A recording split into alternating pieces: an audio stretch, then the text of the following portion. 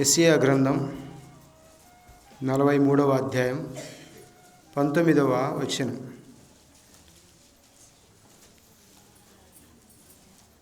ఇదిగో నేను ఒక నూతన క్రియ చేయుచున్నాను, ఇప్పుడే అది మొలుచును, మీరు దాన్ని ఆలోచింపరా? నేను అరణ్యములో త్రోవ కలుగజేయుచున్నాను, ఎడారిలో నదులు పారజేయుచున్నాను. మరలా చదువుతున్నాను. ఇదిగో నేను ఒక నూతన క్రియ చేయుచున్నాను, ఇప్పుడే అది మొలుచును, మీరు దానిని ఆలోచింపరా? నేను అరణ్యములో త్రోవ కలుగజేయుచున్నాను, ఎడారిలో నదులు పారజేయుచున్నాను.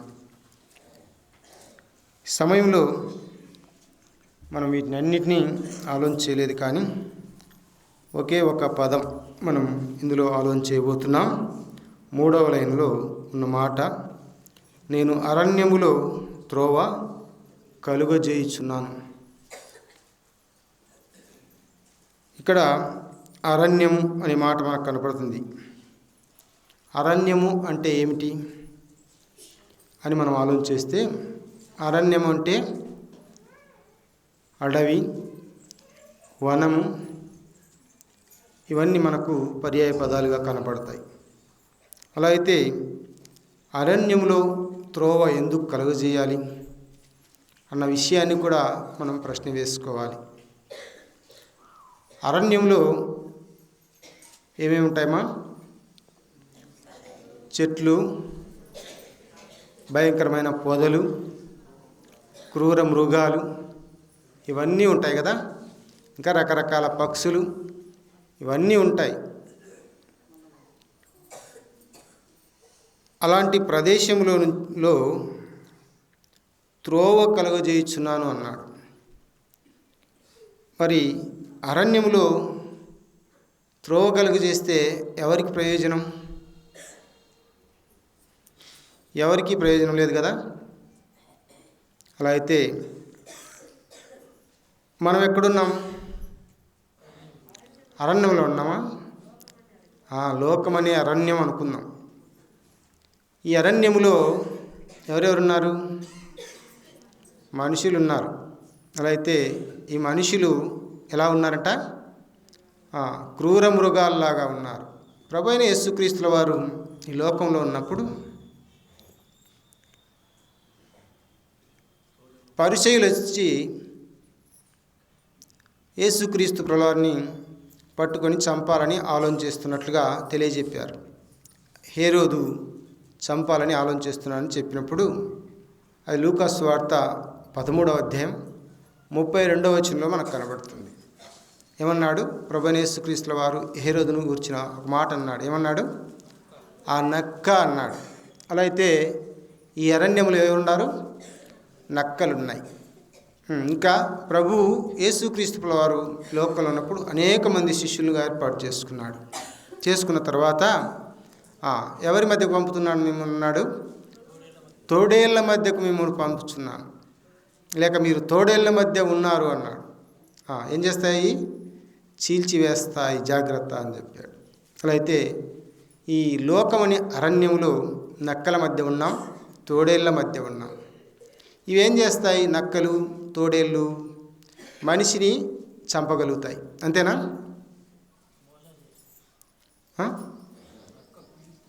కుయుక్తులు రకరకాలు ఉన్నాయి. ప్రభువైన యేసుక్రీస్తుల వారు ఇంకో మాట అన్నాడు ఈ లోకంలో. ఏమన్నాడు? ఆకాశ పక్షులకు గూళ్ళున్నాయి, నక్కలకు బొరియలున్నాయి, మనుష్య కుమారునికి తలవాల్చుకొనుటకైనను స్థలము లేదు అన్నాడు. ఈ అరణ్యంలో ఈ త్రోవ ఎందుకంటే ఆయనకు స్థలం కావాలని. ఈ లోకము అనే అరణ్యములో ఆయనకు స్థలం కావాలి. ఒక విధంగా ఇర్మియా భక్తుడు అంటాడు 17:9 ఏమంటాడు? హృదయము అన్నిటికంటే మోసకరమైనది, అది ఘోరమైన వ్యాధి గలది అన్నాడు. ఈ వ్యాధి ఎక్కడి నుంచి వచ్చిందో మనకు తెలుసు. ఆదికాండంలో అపవాది తెచ్చినటువంటి వ్యాధి. ఇది పాపపు వ్యాధి అని మనం చూస్తాం. అలా అయితే ఈ అరణ్యంలో రకరకాల జంతువులు ఉన్నాయి, క్రూర మృగాలు ఉన్నాయని మనం చెప్పుకున్నాం. అలా అయితే మన హృదయంలోనే భయంకరమైనటువంటి క్రూరత్వం కలిగినటువంటి ఆలోచనలు కలిగి ఉన్నాం. ఆలోచనలలో మనం పాలిభాగస్థులంగా ఉండకూడదని దేవుడు త్రోవ కలిగించాలని ఇష్టపడ్డాడు. ఏంటి ఆ త్రోవ? ప్రభువైన యేసుక్రీస్తుల వారు అన్నారే యోహాను సువార్తలో, భక్తుడైన యోహాను ద్వారా అన్న మాట ఏంటి? 14:6 వచనాల్లో ఏముంది అక్కడ? నేనే మార్గమును, నేనే సత్యమును, నేనే జీవము, నా ద్వారా తప్ప తండ్రి యొద్దకు ఎవడునూ రాలేడు. ఆయన చిత్తం ఏమిటి అని మనం చూస్తే దేవుని యొక్క రాజ్య స్థాపన. ప్రభు ఈ లోకానికి వచ్చిన కారణం ఏంటి అని మనం చూస్తే దేవుని యొక్క రాజ్య స్థాపన.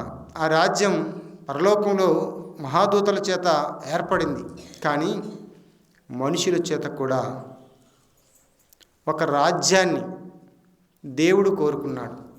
అది ప్రభువైన యేసుక్రీస్తుల ద్వారా, క్రీస్తు ప్రభుల ద్వారా ఆ రాజ్యం స్థాపించబడాలి అన్నదే ఆ దేవుని యొక్క ప్రణాళిక.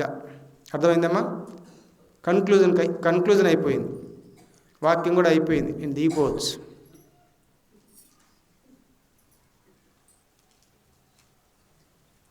త్రోవ అంటే ఏమిటో అర్థమైంది కదా. అలా అయితే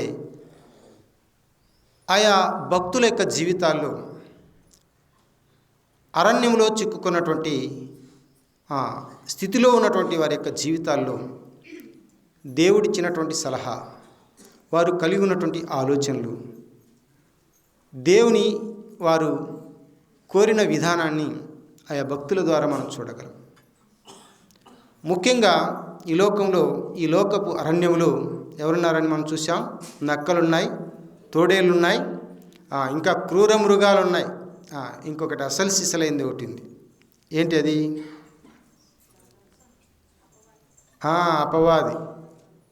ఏం చేస్తాడంటే వాడు, పేతురు రాసిన మొదటి పత్రిక 5వ అధ్యాయం 8వ వచనం ఏమన్నాడు? వాడు గర్జించు సింహము అన్నాడు. అలా అయితే వీడేం చేయబోతున్నాడంట? ఎవరిని మృంగుదునా అని వాడు వెదకుచూ తిరుగులాడుతున్నాడు. ఈ లోకపు నక్కలు, తోడేళ్ళు మనల్ని ఏం చేస్తాయి? శారీరకంగా, భౌతికంగా చంపడానికి ప్రయత్నం చేస్తాయేమో, కానీ వాడు ఏం చేస్తాడు? నిత్య నరకాగ్నికే తీసుకువెళ్ళడానికి సిద్ధపడ్డాడు. అందుకే వాడు భయంకరమైన వాడు. వారి నుంచి మనం తప్పించుకోవాలనే ఈ అరణ్యమనే లోకంలో మనకు త్రోవ కలిగించాలి అని దేవుడు ఇష్టపడ్డాడు. సరే, కొంతమంది భక్తుల యొక్క జీవితాలను మనం పరిశీలన చేస్తే, అబ్రహాముకు దేవుడు సెలవిచ్చిన రీతిగా తన ఊరు నుంచి, ఎక్కడి నుంచి? ఊరను పట్టణం నుంచి బయలుదేరాడు కదా. కల్దీయుల దేశం నుంచి బయలుదేరి నేను చూపించబోవు దేశానికి నీవు ప్రయాణమై వెళ్ళు అన్నాడు. వెళ్ళాడు. వెళితే దానికి ఒక కండిషన్ కూడా, అంటే దానికి ఒక ఫలితాన్ని కూడా చెప్పాడు. ఏంటి ఆ ఫలితం? నేను నిన్ను ఆశీర్వదిస్తాను, నీ జనంను వృద్ధి చేస్తానన్నాడు. వెళ్ళాడు.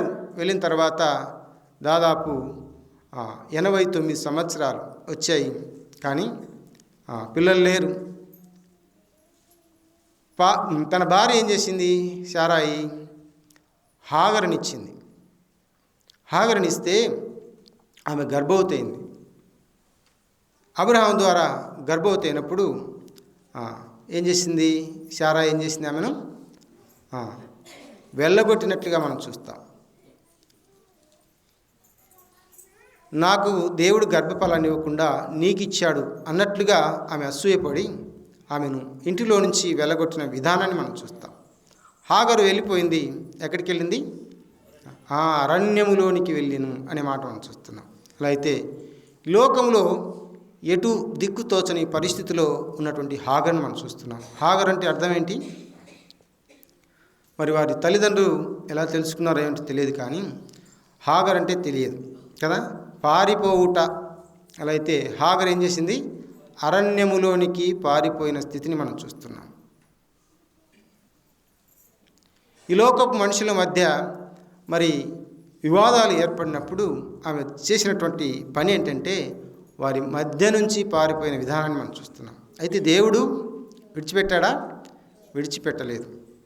ఆమె సంతానాన్ని నేను అభివృద్ధి చేస్తానని ఆమెకి ఏం చేశాడు? సెలవిచ్చినట్లుగా మనం చూస్తున్నాం. ఆ తర్వాత ఒక మాట చెప్పాడు దేవదూత వచ్చి. చూడండి, ఆదికాండంలో హాగరుతో మాట చెప్పిన మాట మనం ఆలోచిద్దాం. 16వ అధ్యాయం 9వ వచనం. ఆదికాండం 16:9 మనం గమనించినప్పుడు, అప్పుడు యెహోవా దూత నీ యజమానురాలి యొద్దకు తిరిగి వెళ్ళి ఆమె చేతి క్రింద అణిగియుండుమని దానితో చెప్పాను. ఏం చేయమన్నది? దూత అణిగి ఉండాలి, విధేయత కలిగి ఉండాలి అన్నాడు. అలా అయితే ఆమె వెళ్ళి అక్కడ దాదాపు 13-14 సంవత్సరాలు ఉన్నట్లుగా మనం చూస్తాం. ఆ తర్వాత చిన్న వివాదం ఏర్పడి ఆ పిల్లవాడిలోంచి వివాదం ఏర్పడిన విధానాన్ని మనం చూస్తాం. ఏం జరిగింది అక్కడ? ఆమె మరలా వెళ్ళగొట్టిన విధానాన్ని మనం చూస్తాం. హాగరు వెళ్ళిపోయింది. ఇప్పుడు వెళ్ళిపోతున్నప్పుడు అబ్రాహాం ఏం చేశాడు?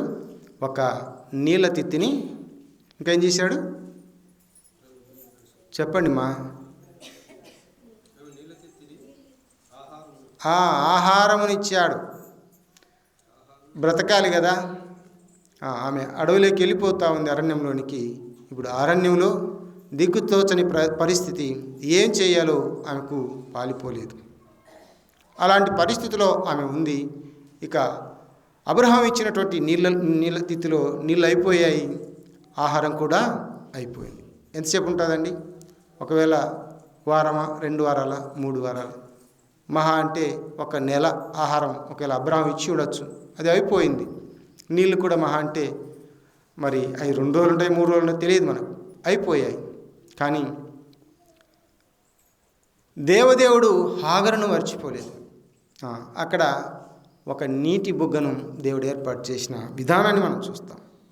చూడండి, ఎక్కడ మాట మనకు కనబడుతుంది?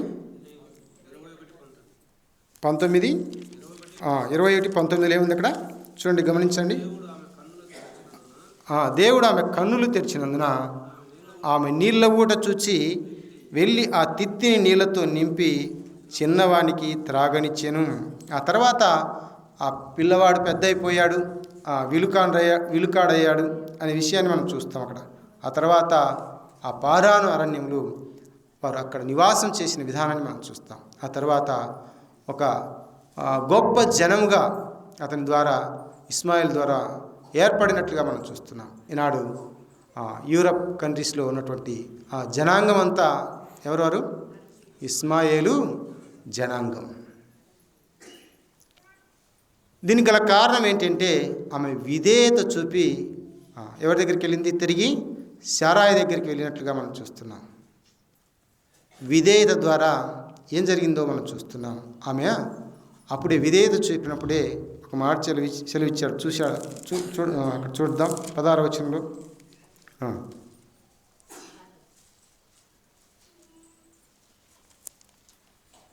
దేవుడు నిన్ను ఆశీర్వదిస్తాను అన్నాడు. చూడండి 10వ వచనం. మరియు యెహోవా దూత నీ సంతానం నిశ్చయముగా విస్తరింపజేసేదను, అది లెక్కింప వీలు లేనంత విస్తారమగునని దానితో చెప్పాను. నీ సంతానాన్ని ఏం చేస్తానన్నాడు? లెక్కింపలేని విస్తారమగు జనాన్ని నేను చేస్తానన్నాడు. కారణం ఏంటి? నీవేం చేయాలి? అణిగిమణిగి ఉండాలి, ఒకటే చేయాలి. తిరిగి శారాయి దగ్గరికి వెళ్ళి అణిగిమణిగి ఉన్నటువంటి హాగరును మనం చూస్తున్నాం. దీనిని బట్టి దేవుడు ఏం చేశాడు? ఆశీర్వదించిన విధానాన్ని మనం చూస్తున్నాం. దీనస్థితి, తగ్గించుకున్న స్థితి, తాను తగ్గించుకొని ఎక్కడికి వెళ్ళింది? శారాయి దగ్గరికి వెళ్ళిన విధానాన్ని మనం చూస్తున్నాం. అరణ్యంలో ఎటు తోచనటువంటి పరిస్థితిలో దేవుడు ఏం చేశాడు? ఆమెకు నీటి ఊటను చూపించి వారికి బ్రతుకను వారికి జీవధారణంగా వారికి అనుగ్రహించిన విధానాన్ని మనం చూసాం. అలా అయితే విధేయత చూపడం ద్వారా ఆమెకు ఆశీర్వాదము కలిగిన విధానాన్ని మనం చూస్తున్నాం. నిజమే, లోకమని అరణ్యంలో మనం ఉంటున్నాం. ఎటూ తోచని పరిస్థితులు మనం ఉంటున్నాం. ఆయా సమస్యలు మనకు కూడా లేకపోలేదు. ఆ సమస్యల మధ్య తడువులాడుచున్నప్పుడు దేవుడే మనకు తోడు.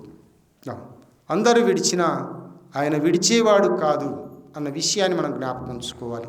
అలా అయితే మనం చేయవలసింది ఏంటంటే, దేవుడు ఏదైతే చెప్పాడో వాటిని చేయడం మన బాధ్యత, మన వంతు అయినది.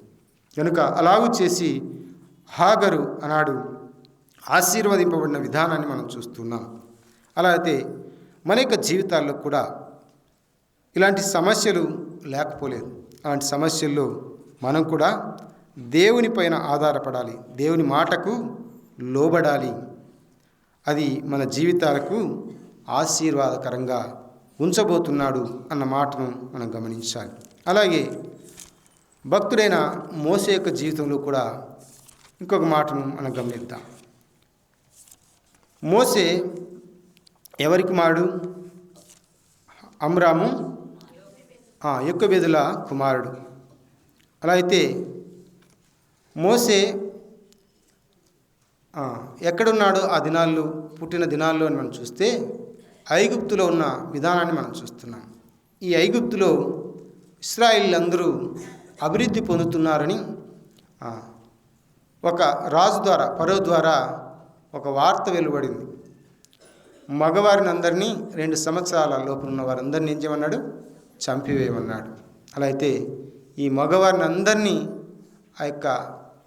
అక్కడ ఉన్నటువంటి సైనికులందరూ చంపివేయడం ప్రారంభించారు. ఆ సమయంలో మోసే యొక్క తల్లిదండ్రులు ఏం చేశారంటే, ఆ పిల్లవాడిని ఎలా పెంచారు? జాగ్రత్తగా పెంచారు.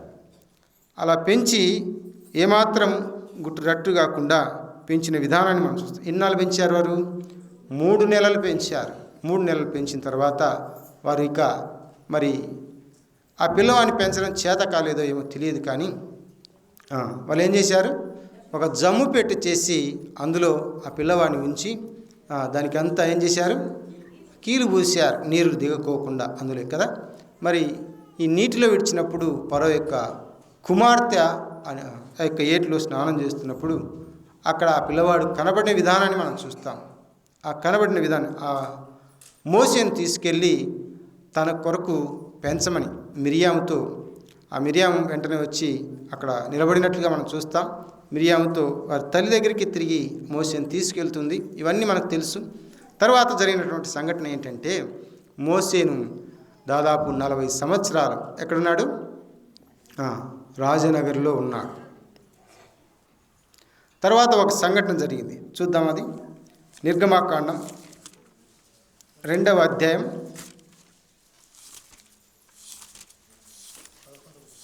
11వ వచనం, 11, 12. ఏం జరిగింది ఇక్కడ? 2వ అధ్యాయం.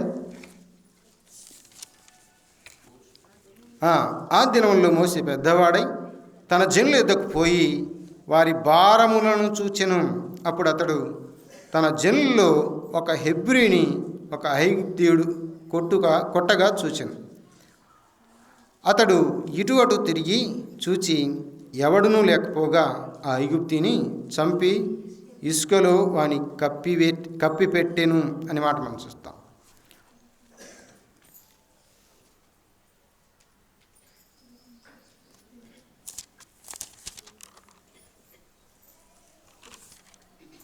ఇంకొక మాట కూడా అక్కడే మనకు కనబడుతుంది. ఏంటంటే, మరలా ఒకరోజు జరిగిన సంఘటన. అతడు బయట నడిచి వెళుచుండగా హెబ్రీలైన మనుషులిద్దరూ పోట్లాడుచుండిరి.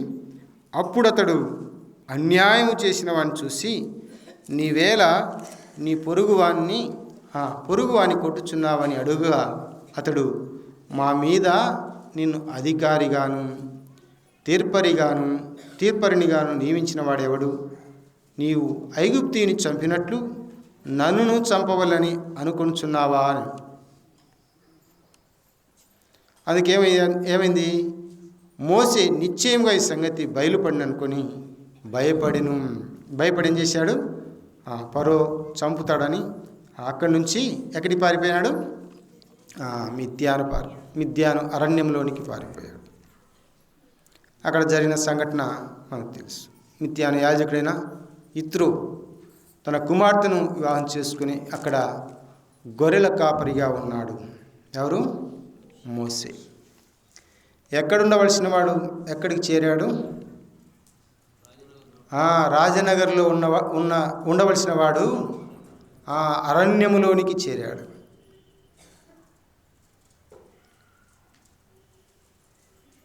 దానికి గల కారణం ఏంటో మనం చూసాం. ఏంటి కారణం? ఐగుప్తుని చంపి ఇసుకలో పాతిపెట్టడం, అలాగే హెబ్రీలు కూడా పోట్లాడుతున్నప్పుడు వారి మధ్య న్యాయం తీర్చడానికి మోసే నిలబడట అనేది మనం చూసాం. ఈ సంగతి కాస్త వారిద్దరికి తెలిసి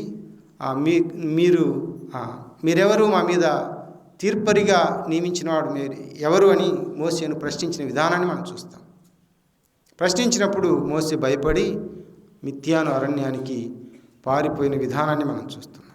అలా అయితే ఈ అరణ్యంలో దాదాపు ఎన్నాళ్ళున్నాడు?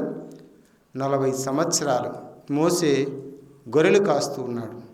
ఈ 40 సంవత్సరాల్లో అతడు ఏం చేశాడో ఏం చేయలేదో మనకు తెలియదు, కానీ దేవుని ఎడల వాంఛ కలిగి ఉన్నాడో ఆలోచన మనకు రాయబడలేదు. కానీ దేవుడు ఒకరోజు ఏం చేశాడు? దర్శనమిచ్చిన విధానాన్ని మనం చూస్తున్నాం. ఎలా ఇచ్చాడు? 3వ అధ్యాయం 1వ వచనం. మోసే మిద్యాను యాజకుడైన యిత్రో అను తన మామ మందను మేపుచు ఆ మందను అరణ్యం అవతలకు తోలుకొని దేవుని పర్వతమైన హోరేబుకు వచ్చాను. ఒక పొద నడిమిని అగ్నిజ్వాలల్లో యెహోవా దూత అతనికి ప్రత్యక్షమాయను. అతడు చూచినప్పుడు అగ్ని వలన పొద మండుచుండెను గాని కాలిపోలేదు. అప్పుడు మోసే, ఆ పొద ఏల కాలిపోలేదో నేను ఆ పొద తట్టు వెళ్ళి ఈ గొప్ప వింత చూచెదను అనుకున్నాను. దాన్ని చూచుటకు అతడు ఆ తట్టు వచ్చుట యెహోవా చూచెను. దేవుడు ఆ పొద నడుమ నుండి మోసే మోసే అని అతన్ని పిలిచెను. అందుకు అతడు చిత్తము ప్రభువా అని. అందుకు ఆయన దగ్గరకు రావద్దు, నీ పాదముల నుండి నీ చెప్పులు విడుము, నీవు నిలిచి ఉన్న స్థలము పరిశుద్ధ ప్రదేశము అని.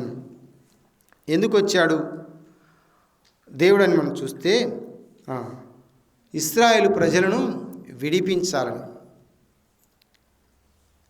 మోసే యొక్క చిత్తం ఏంటి? మనం ఇందాక చదువుకున్నాం కదా, వారి భారమును చూసి ఏం చేశాడు? విడిపించాలని అక్కడ ఆలోచన చేశాడు కదా. ఒక ఐగుప్తీయుడు హెబ్రీని కొట్టుచుండగా ఏం చేశాడు? ఐగుప్తుని చంపి ఇసుకలో పాతి పెట్టాడు.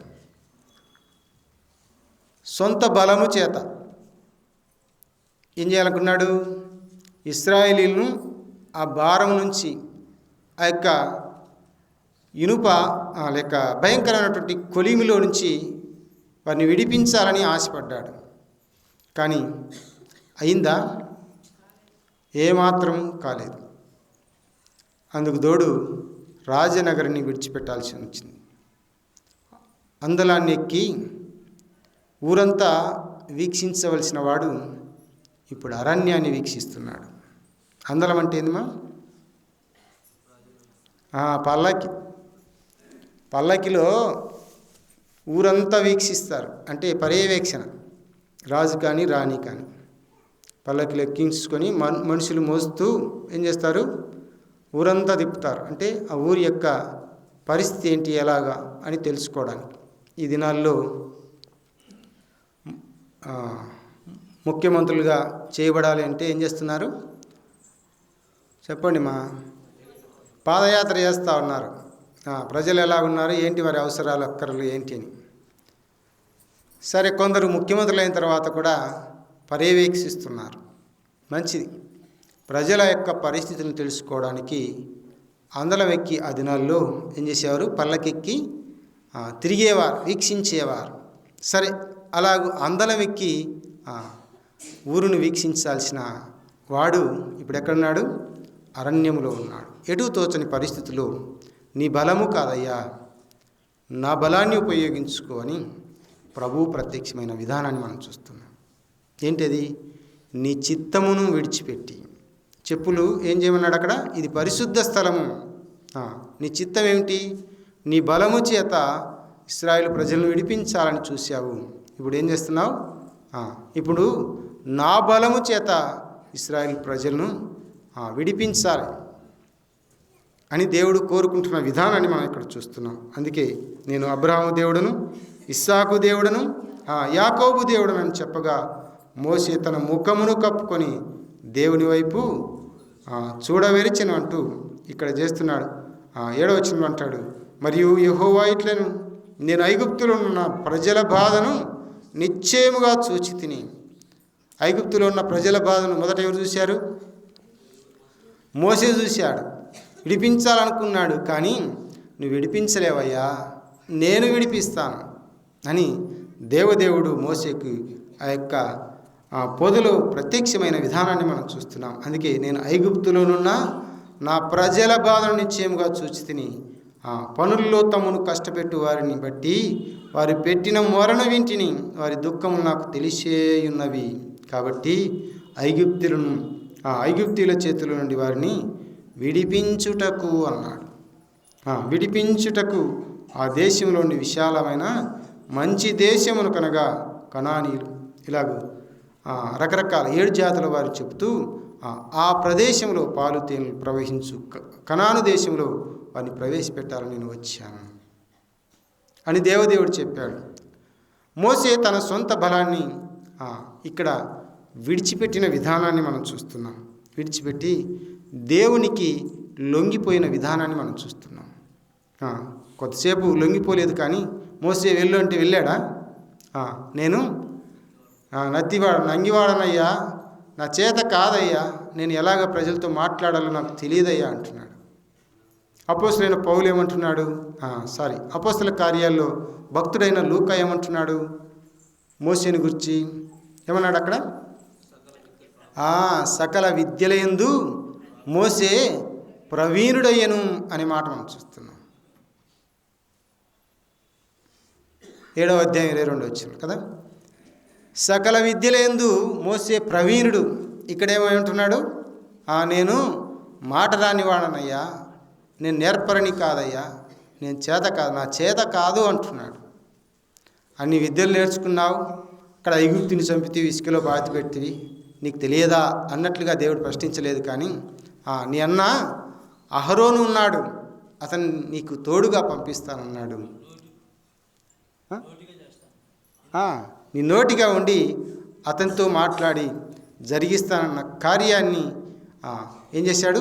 పూనుకొన్న విధానాన్ని మనం చూస్తాము. మోసే, అహరోనులు ఇలాగూ దేవుని యొక్క కార్యాన్ని, దేవుని యొక్క చిత్తాన్ని నెరవేర్చుటకు వారు ముందుకు సాగి 10 తీర్పులు దేవుని ద్వారా ఐగుప్తీయులు చూసేటట్లు చూసిన విధానాన్ని మనం చూస్తాం. అరణ్యములో ఉన్నటువంటి మోసేను పిలిచాడు. పిలిచి ఏం చేస్తున్నాడు? ఎటు కాని పరిస్థితిలో ఉన్నాడు. ఎక్కడికి వెళ్ళాలో, ఎటు వెళ్ళాలో ఏంటో అన్న ఆలోచనలో ఉన్నటువంటి మోసేను దేవుడు దర్శించిన విధానాన్ని మనం చూస్తున్నాం. ఏం చేస్తున్నాడు ఇప్పుడు? ఐగుప్తులో ఉన్నప్పుడు అక్కడ ఉన్నట్టు హెబ్రీలు అన్న మాట ఏంటో మనకు తెలుసా? గుర్తుందా? చదువుకున్నాం కదా. ఏం మాట అన్నారు? మీరు నిన్ను అధికారిగా, తీర్పరిగా మా మీద ఉంచిన వాడెవడయ్యా అన్నాడు. ఉంచిన వాడెవడు? అక్కడ ఉన్న ఫరో కాదు. ఎవరు ఉంచారు ఇప్పుడు? దేవుడే ఉంచాడు. ఇప్పుడు తెలిసింటుంది కదా వారికి. అక్కడ ఒక మాట ఉంది అపోస్తలుల కార్యాల్లో 7వ అధ్యాయం 35వ వచనంలో అంటాడు. 7వ అధ్యాయం 35వ వచనంలో అంటాడు. ఏమన్నాడు అక్కడ? మిమ్మల్ని అధికారిగా, తీర్పరిగా నేను నియమించిన వాడెవరని ఆనాడు హెబ్రీలంటే, ఈనాడు నేనే వారికి తీర్పరిగాను, అధికారినిగా నియమించబోతున్నాను. నియమించి ఆ దినంలో పంపిన విధానాన్ని మనం చూస్తున్నాం. అంటే ఇప్పుడు ఏమైపోయాడు? అరణ్యంలో ఉంటున్నటువంటి మోసే ఒక నాయకుడైపోయిన విధానాన్ని మనం చూస్తున్నాం. దేవుని మాటకు లోబడితే దేవుడు ఏం చేయబోతున్నాడో మనం చూస్తున్నాం. హాగర్ ఏం చేశాడు? ఆశీర్వాదానికి కారకురాలిగా చేశాడు. అనేక జనాంగానికి దేవుడు ఆమెను తల్లిగా నియమించిన విధానాన్ని మనం చూస్తున్నాం. అలా అయితే విశ్వాసులకు తల్లిగా శారాయి ఉంది. హాగరు వారు అవిశ్వాసులే కావచ్చు, కానీ ఒక దినాన అనేక జనాంగం ప్రకటన గ్రంథం రాయబడినట్టుగా లెక్కింప వీరులేనంత అన్య జనాంగం ఏం చేస్తారంట? దేవుని యొక్క రాజ్యంలో కనబడతారంట. వారు కూడా దేవుని యొక్క రాజ్యంలో కొంతమంది కనబడబోతున్నారు. ఇది దేవుని యొక్క చిత్తము, ఆయన ప్రణాళిక అయినట్లుగా మనం చూస్తున్నాం.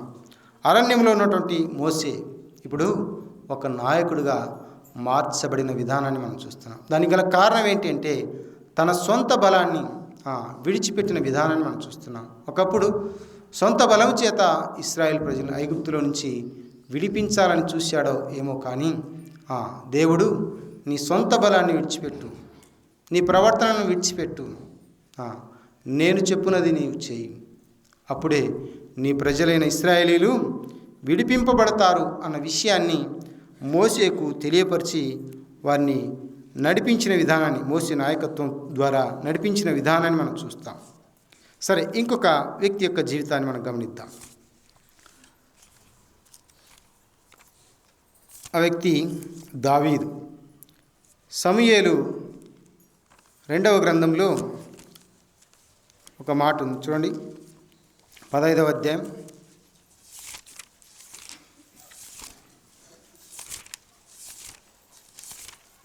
13వ వచనం. అక్కడ ఇశ్రాయేలీలు అబ్షాలోము పక్షము వహించిరని దావీదునకు వర్తమానం రాగా. సమూయేలు 2వ గ్రంథంలో మొదటగా సమూయేలు తర్వాత రాజుగా చేయబడిన విధానాన్ని మనం చూస్తున్నాం. ఎవరు? దావీదు రాజు అయ్యాడు, పిల్లలు పుట్టారు దావీదుకు. మరి వారి పిల్లల్లో ఒకడైన ఎవరు? అబ్షాలోము. ఈ అబ్షాలోము చరిత్ర మనకు తెలుసు, కానీ అంత లోతుల్లోకి మనం పోలేదు. కానీ అబ్షాలోము ఎవరి కుమారుడు అంటే దావీదు కుమారుడు. ఇశ్రాయేలీలు అబ్షాలోము పక్షం వహించిరని దావీదునకు వర్తమానము రాగా. ఏం చేశాడు దావీదు? తప్పించుకొని పారిపోతున్నాడు. ఏ కారణం? కుమారుని ఎదురేగి చంపలేడా? గొల్యాతును చంపినవాడు, గొర్రెలు కాస్తున్నప్పుడు సింహమును చంపినవాడు, ఇంకా ఏం చేశాడు? ఎలుగుబంటిని గడ్డం పట్టుకొని చీల్చినవాడు తన కుమారుడు ఎంత? కానీ తన కడుపున పుట్టిన వాడిని తన చేతులతో చంపడం మంచిదే కాదా? అసలు మంచిది కాదు అనుకున్నాడు దావీదు. అంతెందుకు, సౌలును చెంగు కోసినప్పుడే తను పండుకున్నప్పుడు ఎంతో మనసు నొచ్చుకున్నవాడుగా మనం చూస్తున్నాం. తన కుమారుని ఎలాగో చంపగలడు? తన కుమారుని నుంచి తప్పించుకోవడానికి వెళ్ళిన విధానాన్ని మనం చూస్తున్నాం. అందుకే మాట అన్నాడు చూడండి, మనకు కీడు చేయకను పట్టణమును కత్తివాత హతము చేయకను ఉండునట్లు మనం త్వరగా వెళ్ళిపోదాము రండి అని తనతో ఉన్నటువంటి సైన్యంతో దావీదు పలికిన విధానాన్ని మనం ఇక్కడ చూస్తున్నాం. అబ్షాలోము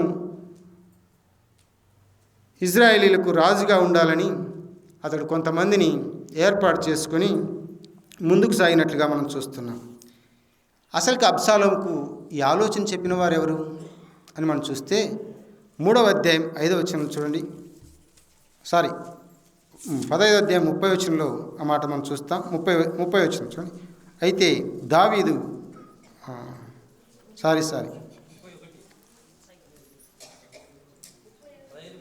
15:31 ఏముంది? అంతలో ఒకడు వచ్చి అబ్షాలోము చేసిన కుట్రలో అహీతోపెలు చేరి ఉన్నాడు అన్నాడు. అబ్షాలోము ఏం కుట్ర చేశాడు? దావీదును, అంటే నాన్నను రాజుగా లేకుండా నేను రాజు అవ్వాలని అనుకున్నాడు. ఈ కుట్ర పన్నాడు. ఈ కుట్రలో ఎవరు భాగస్తుడు? అహీతోపెలు. ఈ అహీతోపెలు దావీదుకు ముఖ్యుడిగా వ్యవహరిస్తున్నటువంటి విధానాన్ని మనం చూస్తాం. ముఖ్యుడిగా ఉండవలసినటువంటి వాడు దావీదుని గురించి, అయ్యా ఆయన ఎలాంటి వాడో నీకు తెలుసా అన్న విషయాన్ని చెప్పకుండా కుమారునికి ఏం చేస్తున్నాడు? సపోర్ట్ చేస్తున్నాడు. ఎలాంటి ఆలోచన చెప్తున్నాడు? చెడు ఆలోచనలు చెప్తున్నాడు. అంటే ఈ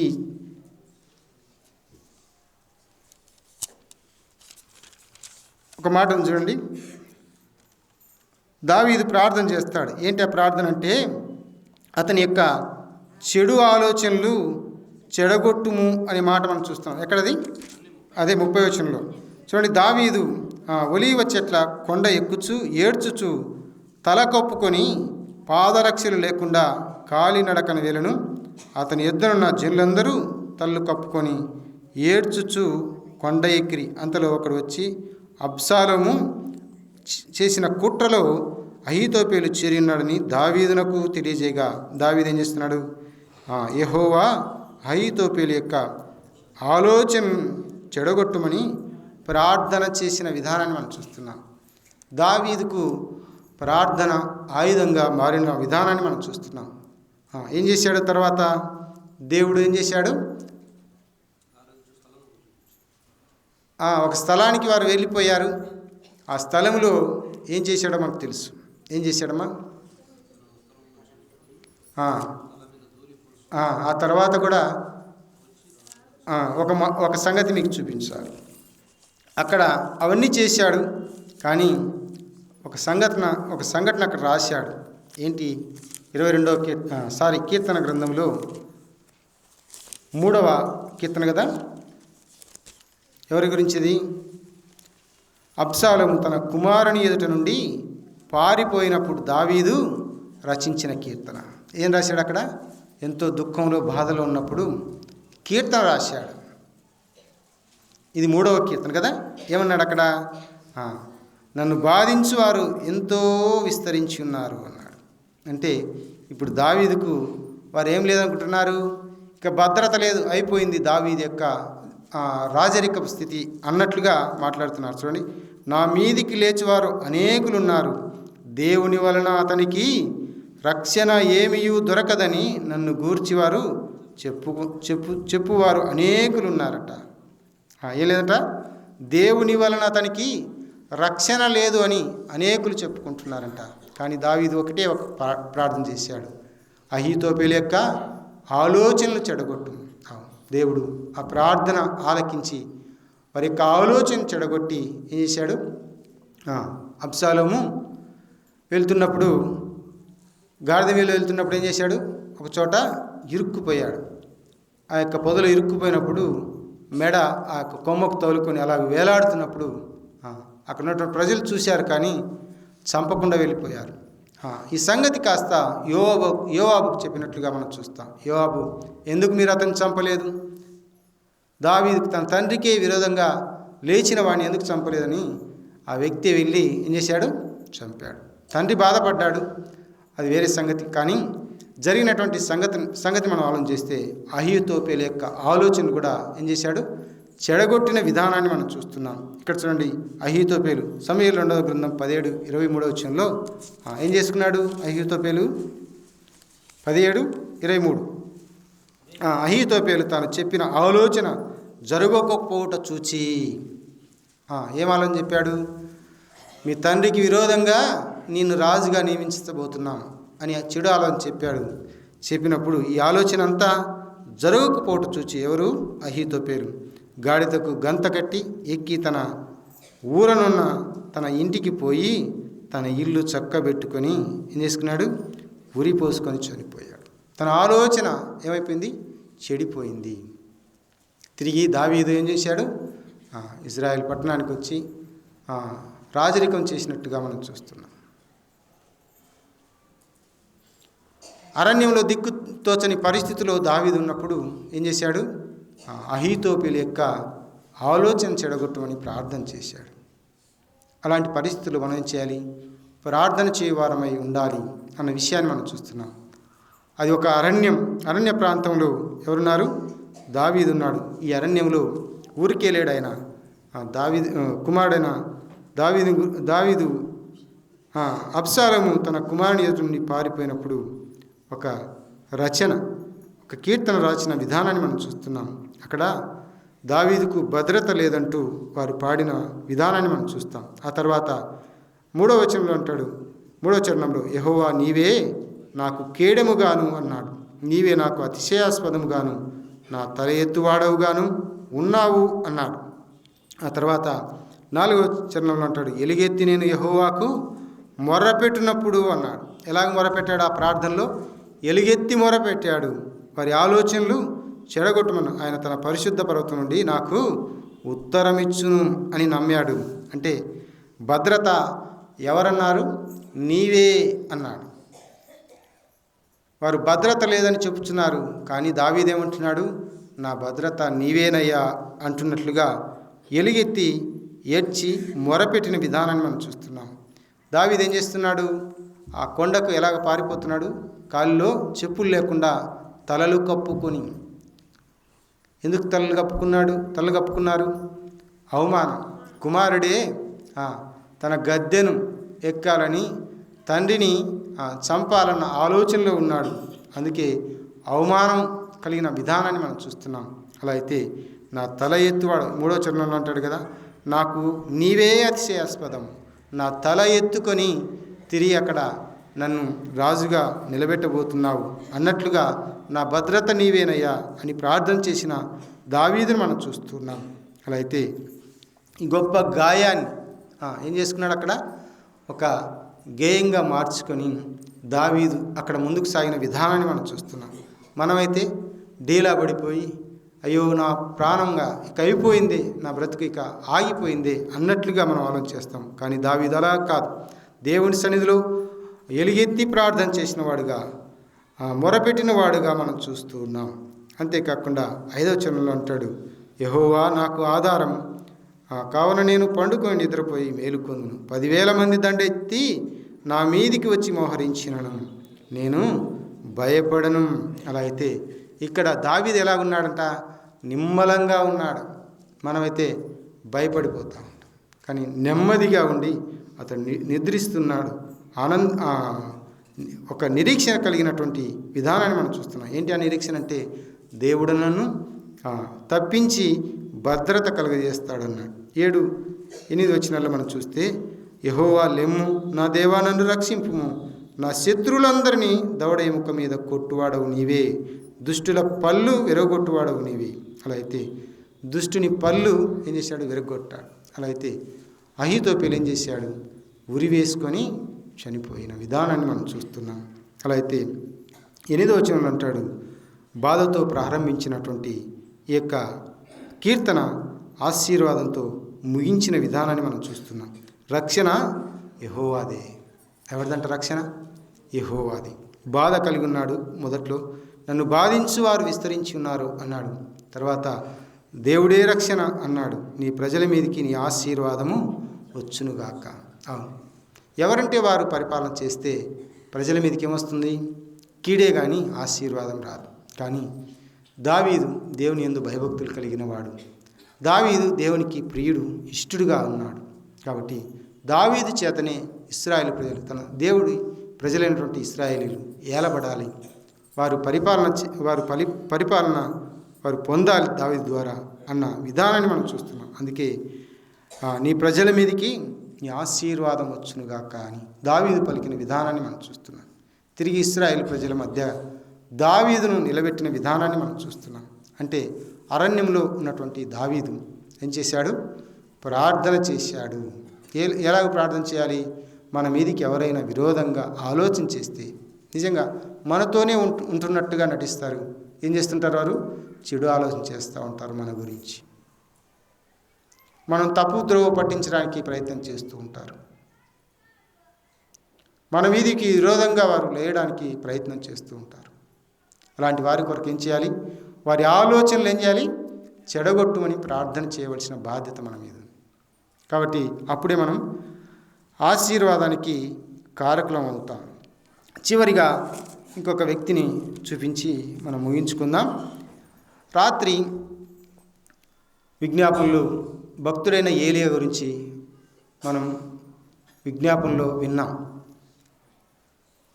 ఏలియా ఎవరు అని మనం చూస్తే ఒక ప్రవక్తగా ఉన్నాడు. ఆహాబు ఇశ్రాయేలు ప్రజలను పరిపాలించు దినాల్లో అందరి రాజుల కంటే ఓ భయంకరమైనటువంటి వ్యక్తిగా ఆహాబును మనం చూస్తాం. ఎందుకంటే విగ్రహారాధనను అధికంగా హెచ్చించి విగ్రహారాధన చేయడానికి ప్రజలను పురికొల్పిన వాడిగా మనం చూస్తున్నాం. అంటే ఇజ్రాయెల్ ప్రజలను చెడగొట్టడానికి ప్రయత్నం చేసిన వాడుగా, అందరికంటే చెడ్డరాజుగా మిగిలిపోయినటువంటి వాడు ఎవరంటే ఆహాబు. అలాంటి రాజ్యంలో ఎవరున్నారు? ఏలియా ఉన్నాడు. ఏలియా ఒక ప్రవక్తగా ఉన్నాడు. ఈ ఏలియా యొక్క జీవితంలో జరిగినటువంటి సంఘటన మనకు తెలుసు. ఏలియా వర్షం పడదని ఏలియాకు దేవుని దూత ద్వారా చెప్పి పంపించినప్పుడు వర్షం దాదాపు 3.5 సంవత్సరం వర్షం కురవలేదు కదా. ఆ తర్వాత మరలా వర్షం కురుస్తుందని మరలా ఆహాబు వద్దకు పంపించిన విధానాన్ని మనం చూస్తాం. ఆహాబు దగ్గరికి వెళ్ళి ఈ సంగతి తెలియపరిచిన విధానాన్ని మనం చూస్తాం. అక్కడ జరిగిన సంఘటన ఏంటో మనకు తెలుసు. ఏంటి ఆ సంఘటన అంటే, ఆహాబు వచ్చి నీవే ఇశ్రాయేలు ప్రజలను చెడగొడుతున్నావు, ఇంకా శాపానికి నీవే కారణమని ఆ యొక్క ఏలియా మీదనే ఏం చేస్తున్నాడు? రైజ్ అవుతున్నాడు. ఏలియా మీదనే చెడ్డగా పలుకుతున్నటువంటి విధానాన్ని, ఆహాబు పలికిన విధానాన్ని మనం చూస్తాం. ఆ తర్వాత జరిగిన సంఘటన ఏంటంటే, ఒక కొండ ఏదేది కర్మేల్ పర్వతం మీదకి, కర్మేల్ పర్వతం మీద నీవు చెడ్డవాడివో నేను చెడ్డవాడు తేల్చుకుందాం రా అన్నట్లుగా సవాలు పలికిన విధానాన్ని మనం చూస్తాం. అక్కడికి 2 ఎడ్లను తీసుకొని రమ్మన్నాడు. ఒక ఎద్దు మీది, ఒక ఎద్దు నాది. అంటే మీరు బలిపీఠం కట్టి ఆ బలిపీఠం మీద కట్టెలు పేర్చి బలిపీఠం మీద ఆ మాంసం ముక్కలన్నీ పెట్టాలి. పెట్టిన తర్వాత మీరు నీకున్నటువంటి బలం ఎవరు? ఆయనకున్నటువంటి బలం ఎవరంటే ఎవరెవరు? ప్రవక్తలు, బయలుదేవతకు సంబంధించినటువంటి ప్రవక్తలు. ఎంతమంది వారు? 450 మంది. అశేరా దేవతకు సంబంధించిన వారు 400 మంది ఉన్నారు. సరే, వీరందరూ కూడా అక్కడ ఉన్నటువంటి ప్రజలందరూ కూడా ఆ కర్మేల్ పర్వతానికి రమ్మన్నాడు ఏలియా. రానే వచ్చారు. అక్కడ జరిగినటువంటి సంఘటన నిన్న విజ్ఞాపన కూడికలో సంపూర్ణంగా విన్నాం. వారు బైలా అని వారు ప్రార్థన చేస్తున్నారు. కానీ అక్కడికి వచ్చి ఆ యొక్క బలిపీఠం మీద అగ్ని వేసి దహించిన విధానాన్ని మనం చూడం. ఆ తర్వాత ఏలియా ప్రార్థిస్తాడు కదా. ప్రార్థించినప్పుడు ఏమైపోతుంది? ఆ యొక్క బలిపీఠం మీద ఉన్నటువంటి మాంసం అంతటిని మొత్తం కాల్చి బూడిద చేసిన విధానాన్ని మనం చూస్తాం. ఆ తర్వాత ఇశ్రాయేల్ ప్రజలతో ఏలియా ఒక మాట అంటాడు. ఏ మాట అంటాడు? వచ్చిన ప్రవక్తలందరినీ పట్టుకొని చంపేయండి అంటాడు. పట్టుకోండి అంటాడు. పట్టుకొని వారిని ఏం చేస్తారు? వధించిన విధానాన్ని మనం చూస్తున్నాం. బయలుదేవత పక్షాన ఉన్నటువంటి ప్రవక్తలందరినీ ఏలియా ఆ యొక్క ప్రజల ద్వారా చంపించిన విధానాన్ని మనం చూస్తున్నాం. ఏలియా ఇక్కడ ఒక ధైర్యం కలిగినటువంటి వ్యక్తిగా మనం చూస్తాం. ఆ తర్వాత చంపించిన విధానాన్ని ఆహాబు ఇంటికి వెళ్ళి తన భార్య అయిన యెజెబెల్తో చెప్తాడు. ఆ వచనం మనం చూస్తే చూడండి, రాజుల గ్రంథం చదవండి. అక్కడ చెప్పినప్పుడు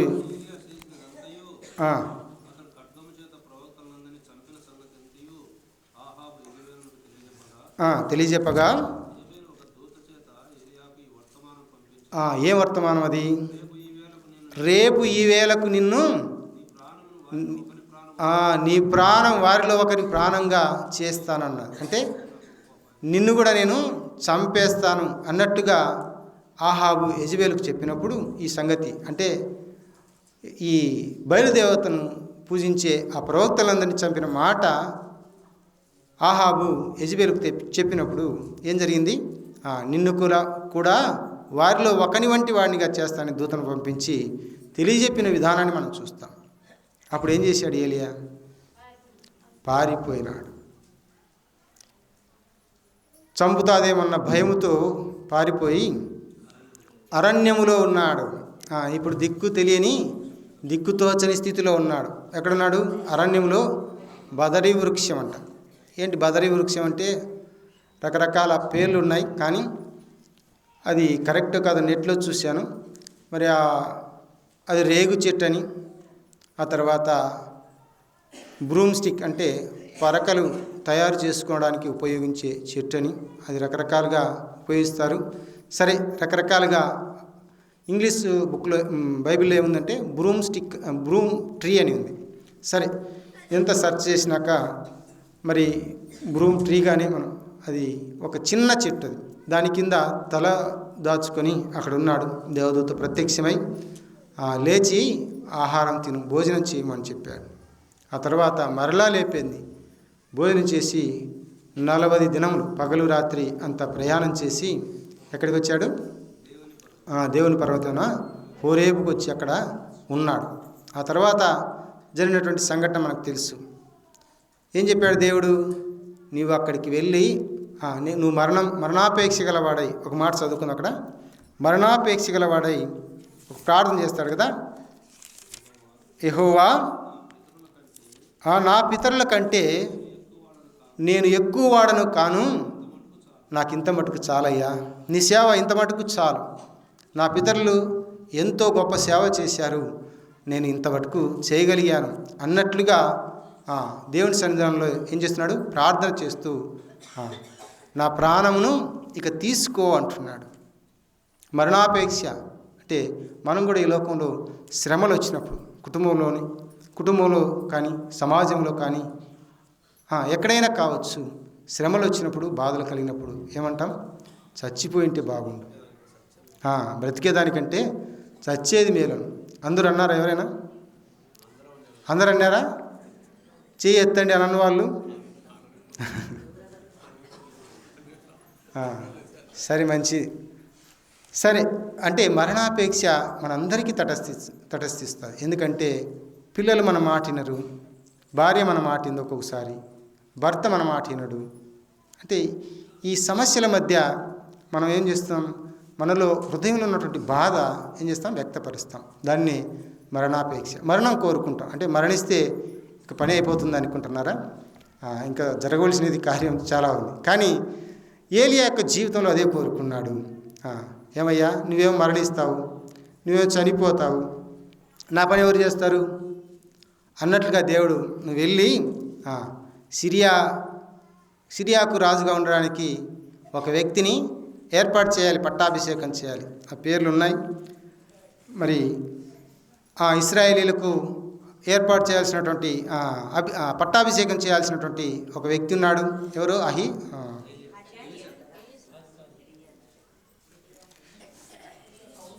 చెప్తా. రాజుల మొదటి గ్రంథం 13:4.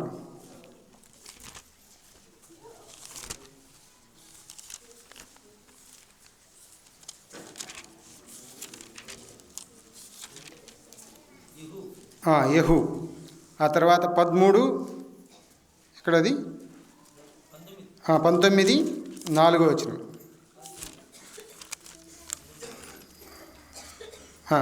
సారీ, 19, 15, 16 చూడండి. అక్కడ ఆయన పని ఏంటి చెప్తున్నాడు. అప్పుడు యెహోవా అతనికి సెలవిచ్చినది ఏమనగా, నీవు మరలి అరణ్య మార్గమున దమస్కునకు పోయి దానిలో ప్రవేశించి సిరియా దేశం మీద హజాయేలునకును పట్టాభిషేకం చేయము, ఇశ్రాయేలు వారి మీద నింషీ కుమారుడైన యెహూకు పట్టాభిషేకం చేయము.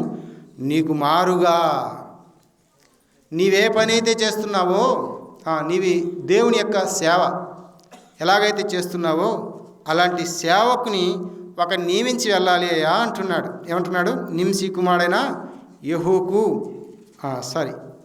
నీకు మారుగా ప్రవక్త అయ్యుటకు ఆబేల్ మెహోలా వాడైన సాపాతు కుమారుడైన ఎలీసాకు అభిషేకము చేయము అన్నాడు. అభిషేకము, పట్టాభిషేకం అంటే రాజులకు సంబంధించింది, అభిషేకం అంటే ఆ యొక్క ప్రవక్తలకు సంబంధించి. అభిషేకం అంటే ఏర్పాటు చేయబడుట, ప్రతిష్ఠించుట, ఏర్పాటు చేయుట, ఇంకా రకరకాలు వాడవచ్చు పదాలు. సరే, దేవుని యొక్క సేవను చేయడానికి నేను వెళ్ళిపోతే ఇంకెవరుంటారు? ఎవరు ఉండరు కదా ఈ యొక్క ఇజ్రాయెల్ దేశంలో. ఒకప్పుడు ధైర్యవంతుడు ఎవరు? ఏలియా. ఇప్పుడు ధైర్యాన్ని కోల్పోయాడు. ఆ ధైర్యం కోల్పోయినటువంటి స్థితిలో దేవుడు సెలవిచ్చిన మాట ఏంటంటే, ఎలీసాను అభిషిక్తునిగా చేయాలి, నా సేవ చేయాలి. ఎలాగూ నీకున్న దానికంటే రెండంతలు కలిగినటువంటి వాడుగా దేవుడు అతన్ని వాడుకోబోతున్న విధానాన్ని మనం చూస్తాం. కాబట్టి రెండంతల ఆత్మ అంటే అంత బలము కలిగినటువంటి వ్యక్తిగా ఎలీసాను దేవుడు ఏర్పాటు చేసుకున్నటువంటి విధానాన్ని మనం చూస్తాం. ఆ తర్వాత ఆకాశం నుంచి వారిద్దరూ కలిసే ఉంటారు. ఎలీసా ఏలియా కలిసే సేవ చేస్తూ ఉంటారు. కానీ అగ్ని గుర్రాల ద్వారా రథం వచ్చి అగ్ని రథం ద్వారా వారి ఇరువురిని ఏం చేస్తుంది? వేరుపరచట ద్వారా వారు వేరైపోయి ఏలియా ఏమవుతాడు? సుడిగాలిలో పరలోక పరదైస్లోనో మరి తెలియదు కానీ పరదైస్ ఆరోహణమైనట్లుగా మనం చూస్తున్నాం. నీవు మరణించాలనుకున్నావు, మరణం చూడక బ్రతుకు నరుడు ఎవరు లేడు అని మనం చూస్తాం. కానీ మరణం చూడక బ్రతికిన నరుడు మొదటగా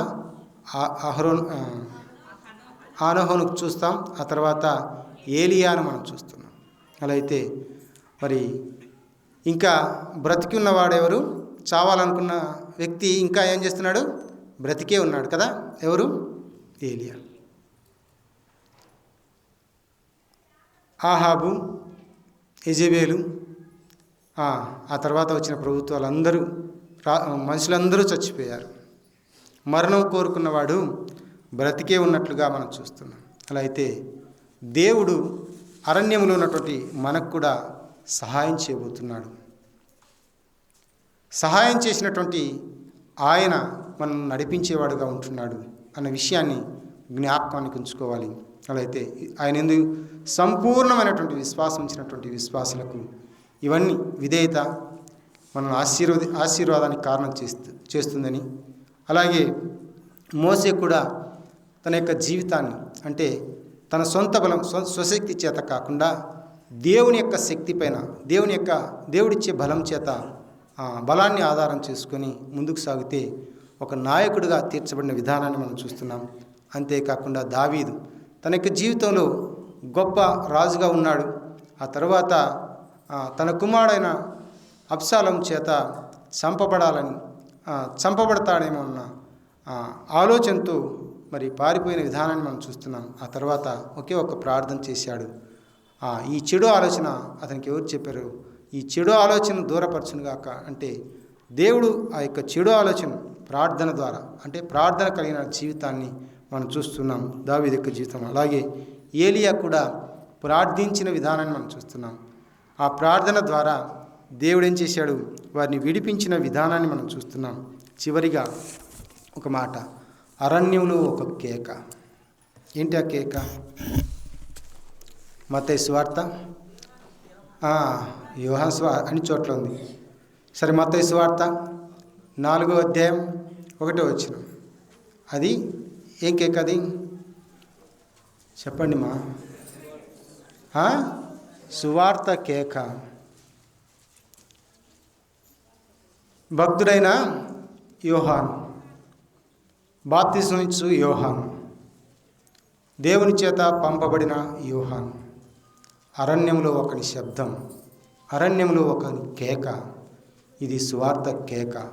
ఆనాటి దినాలు యెరూషలేములో ప్రకటించినటువంటి సువార్త, పరలోక రాజ్యము సమీపించి ఉన్నది, మారు మనసు పొంది బాప్తిసం పొందుడని సువార్త ప్రకటించిన యోహాను మనం చూస్తున్నాం. అందుకే సర్ప సంతానమా, మీకు బుద్ధి చెప్పిన వాడేవాడు, మీకు త్రోవ చూపిన వాడేవాడు. ఇంకా ఏమన్నాడు? రాబో ఉగ్రతను నువ్వు తప్పించుకోవడానికి త్రోవ చూపిన వాడేవాడు అన్నాడు. మనం చదువుకున్నాం కదా, అరణ్యంలో త్రోవ. ప్రభువైన యేసుక్రీస్తుల వారు మొట్టమొదటి చెప్పాను సువార్త అంతా కదా. ఏంటి ఆ వార్త? యేసుక్రీస్తుల వారు ఏమన్నాడు? యోహాను సువార్తలో 16వ అధ్యాయం 6వ వచనం కదా. నేనే మార్గము, నేనే సత్యము, నేనే జీవము, నా ద్వారా తప్ప పరలోక రాజ్యానికి ఎవరు రాలేరు. అలా అయితే తండ్రి దగ్గరికి ఎవరు రాలేరు అన్నాడు కదా. అలా అయితే ఆ త్రోవ ఎవరు? మన ప్రభువైన యేసుక్రీస్తుల వారు. మనమందరం అరణ్యంలో చిక్కుకొని ఉన్నాం. అపవాది చేత గర్జించు అపవాది ఏమంటున్నాడు? ఎవరిని మిరింగుదురా అని వాడు వెదకుచూ తిరుగుచున్నాడు. వాడి నోట్లో పడితే వాడు అమాంతంగా మింగివేస్తాడు. మింగివేస్తే ఎక్కడికి వెళ్తాం? వానికి సిద్ధపరిచినటువంటి నిత్య నరకాగ్ని ఉన్నాం ఆ దండనలోనికి మనం వెళ్ళిపోతాం. కనుక ఆ యొక్క అపవాది నుంచి తప్పించుకోవాలని దేవదేవుడు ఒక త్రోవను ఏర్పాటు చేశాడు. అదే ప్రభువైన యేసుక్రీస్తు వారు. రోమీయులకు రాసిన పత్రిక 10వ అధ్యాయం 9-10 వచనాల్లో యేసు ప్రభు అని, యేసు అంటే రక్షకుడు, మనం రక్షించేవాడు. యేసు ప్రభు అని, ప్రభు అంటే ఆత్మలను ఏలేవాడు. ఆయన మనల్ని ఏలుతాడు.